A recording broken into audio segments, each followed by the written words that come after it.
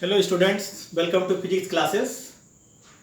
आज हम स्थिर वैद्युत विभव तथा धारिता के इस 8वें लेक्चर में वान डे ग्राफ जनरेटर की सिद्धांत, संरचना, कार्यविधि और उपयोग के बारे में जानेंगे। तो one day graph generator actual में है क्या? वान डे ग्राफ जनरेटर एक ऐसी मशीन है जिसकी सहायता से कुछ मिलियन वोल्ट की कोट की अति उच्च वोल्टता यानी 10 to the power 7 वोल्ट उत्पन्न की जा सकती है। इस मशीन को अमेरिकन भौतिक वैज्ञानिक 1929 में Robert Jameson one day graph ने बनाया, जिसका उपयोग आवेशित कणों जैसे इलेक्ट्रॉन, प्रोटॉन, न्यूट्रॉन तथा आयन को त्वरित करके उनकी ऊर्जा बढ़ाने में किया जाता है। यानी वान डे ग्राफ जनरेटर की सहायता से हम उच्च वोल्ट यानी उच्च वोल्टता को प्राप्त करते हैं, और इसको Robert Jameson one day graph ने बनाया, इसीलिए उनके सम्मान में यानी उनके नाम से इसे जाना जाता है वान डे ग्राफ जनरेटर या वान डे ग्राफ जनरेटर। सिद्धांत: वान डे ग्राफ जनरेटर का जो सिद्धांत है, पहला सिद्धांत है कि आवेशित चालक के नुकीले भागों पर आवेशित घनत्व उच्च होता है। आवेशित घनत्व उच्च होता है यानी आवेश का घनत्व उच्च होता है। तो यदि चालक पर पर्याप्त आवेश है तो नुकीले भाग से आवेश का कोरोना विसर्जन यानी जिसको कोरोना डिस्चार्ज कहते हैं होता है। तो इसमें आप लोग ये पढ़े हुए हैं कि जो सरफेस चार्ज डेंसिटी होती है, तो सरफेस चार्ज डेंसिटी होती है सिग्मा इक्वल्स टू क्यू अपान ए। अगर ए का मान बहुत कम कर दिया जाए तो सिग्मा का मान बहुत अधिक हो जाएगा। तो जब सिग्मा का मान बहुत अधिक हो जाएगा, जैसे अगर कोई नुकीली चीज़ है और इस पर आवेश दिया जा रहा है, तो इसके आसपास की वायु में आवेश का जो है प्रवाह होने लगता है। यानी आवेश प्रवाह से तात्पर्य यहाँ पर है कि उसके अगल बगल की जो वायु है वह वायु जो है आयनित हो जाती है। तो पहला सिद्धांत ये है जिसे कि हम कोरोना डिस्चार्ज कहते हैं।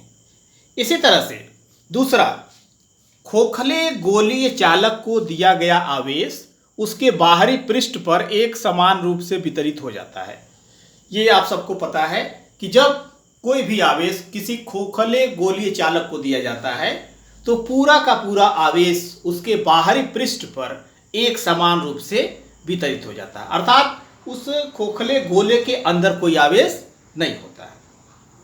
तीसरा, किसी खोखले गोलीय चालक के भीतर छोटा आवेशित गोलीय चालक रखकर दोनों को अगर सुचालक तार से जोड़ दें तो भीतरी चालक का संपूर्ण आवेश बाहरी चालक के पृष्ठ पर आ जाता है।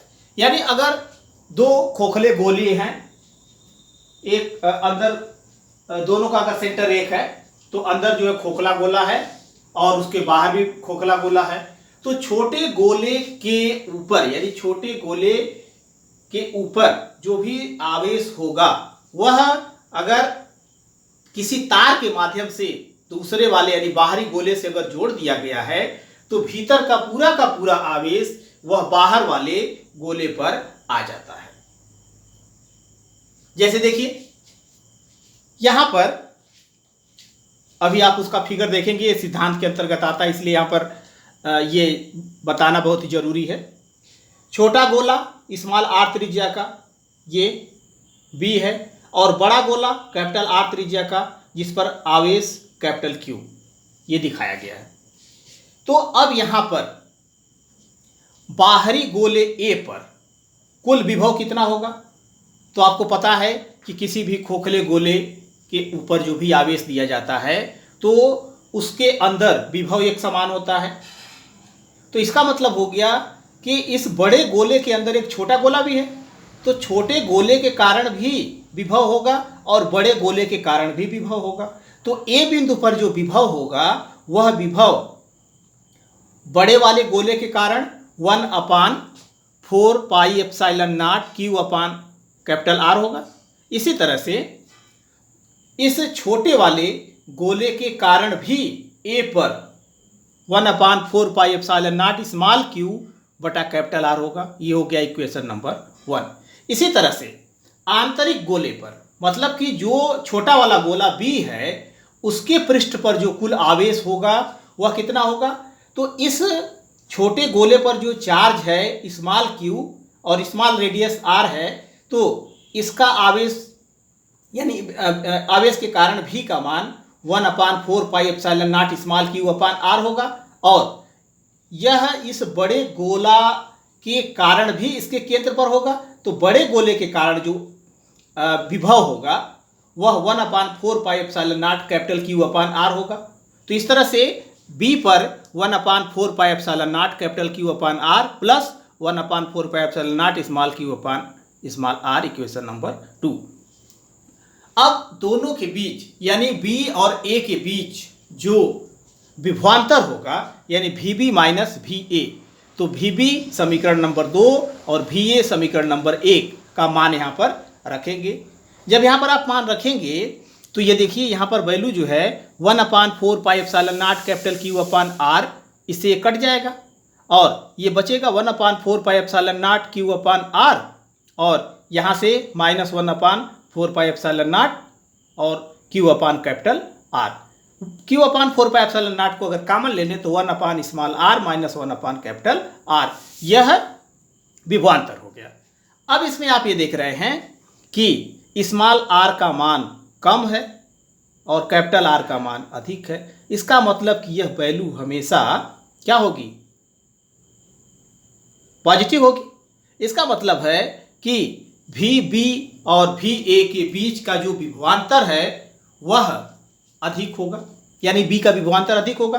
तो जब B का विभवांतर अधिक होगा तो अगर B को A से अगर किसी तार या सुचालक तार के द्वारा अगर जोड़ दें तो अधिक विभवांतर से कम अधिक विभव से कम विभव की तरफ आवेश का प्रवाह होगा, तो जिससे इसके ऊपर जो भी आवेश होगा वह आवेश बाहर वाले गोले पर ट्रांसफर होता रहेगा। तो ये तो रहा इसका सिद्धांत। अब ये देखिए कि वान डे ग्राफ जनरेटर का जो कंस्ट्रक्शन है, मतलब इसमें क्या क्या चीजें होती हैं। तो देखिए सबसे पहले तो ये हो गया कि ये दो कॉन्सेंट्रिक गोले हो गए और यह एक इंसुलेटिंग स्टैंड पर जो है ये होता है। इसके बीच में ये दो पुली होती हैं P1 और P2। दोनों पुली एक दूसरे से इंडलेस सिल्क बेल्ट से जुड़ी होती हैं और जो पुली P2 है उसको ड्राइव करने के लिए, चलाने के लिए यहाँ एक मोटर लगा होता है। इस मोटर से यह कनेक्ट होता है। अब नीचे जो पुली P2 है, P2 के बगल में यह जो सिल्क बेल्ट है, सिल्क बेल्ट के बगल में एक काम होता है C1 कंघी के आकार का, और इस C1 पर लगभग 10⁴ वोल्ट की सप्लाई दी जाती है। इसी तरह से एक दूसरा काम होता है जो P1 के पास होता है और यह इस बेल्ट के करीब होता है जो कि अंदर वाले गोले से जुड़ा होता है। यह काम C2 होता है और यह गोला दूसरे बाहरी वाले गोले से एक कंडक्टिंग वायर के थ्रू जुड़ा हुआ होता है। तो यह इसका इनर सेल हो गया, यह इसका आउटर सेल हो गया और यह इंडलेस सिल्क बेल्ट हो गई। इंडलेस सिल्क बेल्ट इसलिए लगाई जाती है ताकि जो भी आवेश है यह जब ऊपर की तरफ जाएगा तो वह उसके साथ उसमें से कुछ लिपट करके नीचे न आने पाए। अब आप जो है ये देखेंगे कि इस काम के क्या काम है, इस काम का क्या काम है और किस तरह से यह आवेश का संचरण करता है, मतलब कि आवेश को एक जगह से दूसरे जगह कैसे भेजता है। तो इसको जो है समझने के लिए आपको इस C1 को थोड़ा सा जूम करते हैं। चलिए अब यहां पर होता क्या है कि जो काम C1 है, C1 के ऊपर हाई पोटेंशियल दिया जाता है। जब हाई पोटेंशियल दिया जाता है तो इसके आसपास की ये जितनी वायु होती है यह वायु जो है आयनित हो जाती है। यह जो वायु है यह आयनित हो जाती है। तो जब यह वायु आयनित हो जाती है तो होता क्या है कि ये इस पर तो ये प्लस था, तो अब जब आयनित होती है तो आयनित वायु का ऋण सिरा इस कांब की ओर और धन सिरा बेल्ट की तरफ होता है। धन सिरा बेल्ट की तरफ होता है। तो जब धन सिरा बेल्ट की तरफ होता है तो अब हुआ क्या कि इस कांब के पास के धन सिरे माने धन आवेश और आयनीकृत वायु का ऋण आवेश यह मिल करके एक दूसरे को उदासीन कर देते हैं, न्यूट्रलाइज कर देते हैं। तो अब बचा क्या, बेल्ट के ऊपर धनात्मक और बेल्ट जो है नीचे से ऊपर की तरफ मूव करती रहती है।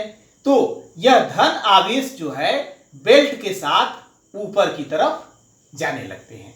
और जब यह ऊपर की ओर जाने लगते हैं तो जब यह ऊपर की तरफ जाते हैं तो कहाँ पहुंचेंगे, इस फिगर से अगर आप देखें तो यह यहां से पहुंचने के बाद कहां पहुंचेंगे, काम C2 पर पहुंचेंगे।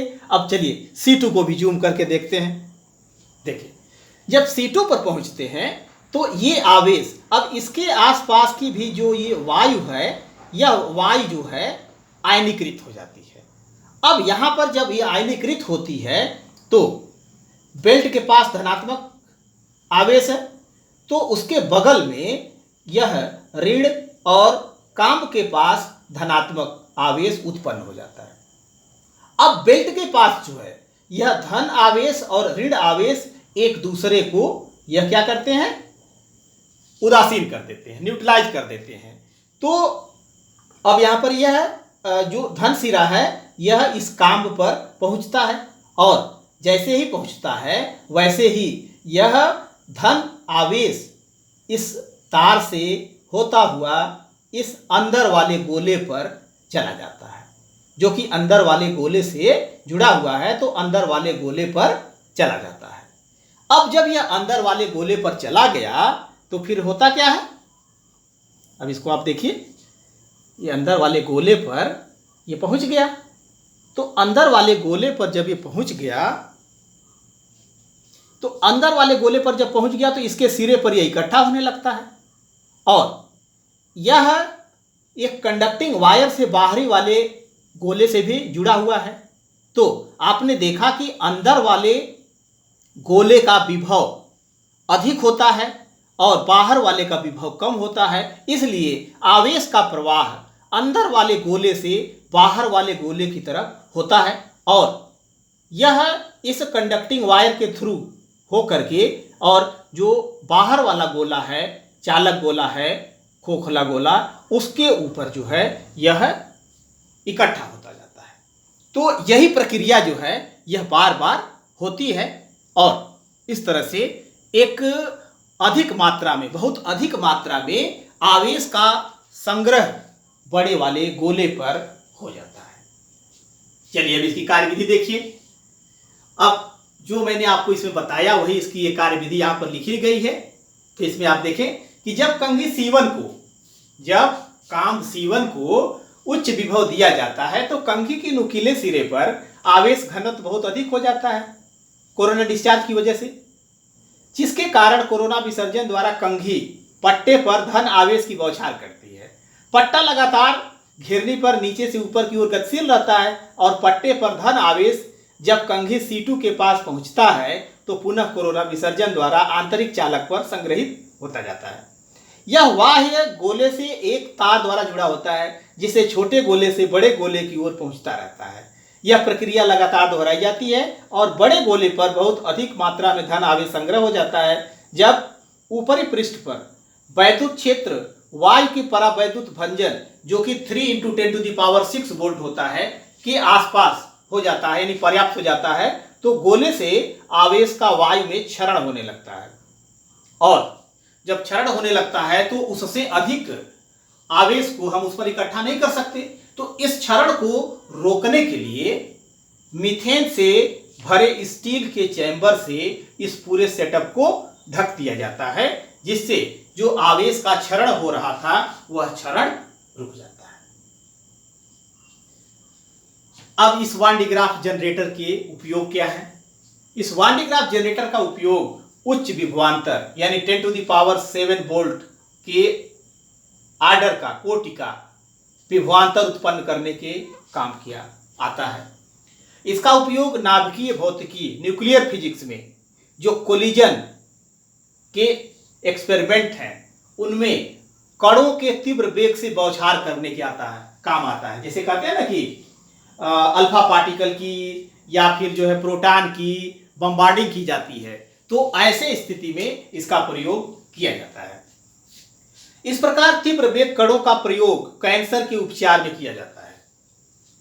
कैंसर के उपचार, जो कोई वर्ड यूज करते हैं ना कीमियोथेरेपी, तो कीमियोथेरेपी में जहां पर जो कैंसर की सेल्स होती हैं जहां पर, तो उसे जो है जलाने के काम, मतलब कि तीव्र वेग से किरणों को भेज करके, यानी उनकी ऊर्जा अधिक होगी तो उसे जलाने के काम आया जाता है। जिसे मतलब हम ये कह सकते हैं कि इस कीमियोथेरेपी में इसका उपयोग किया जाता है। प्रोटॉन, ड्यूट्रॉन आदि को त्वरित करने के लिए भी इसका उपयोग किया जाता है। तो this is all about one D graph generator.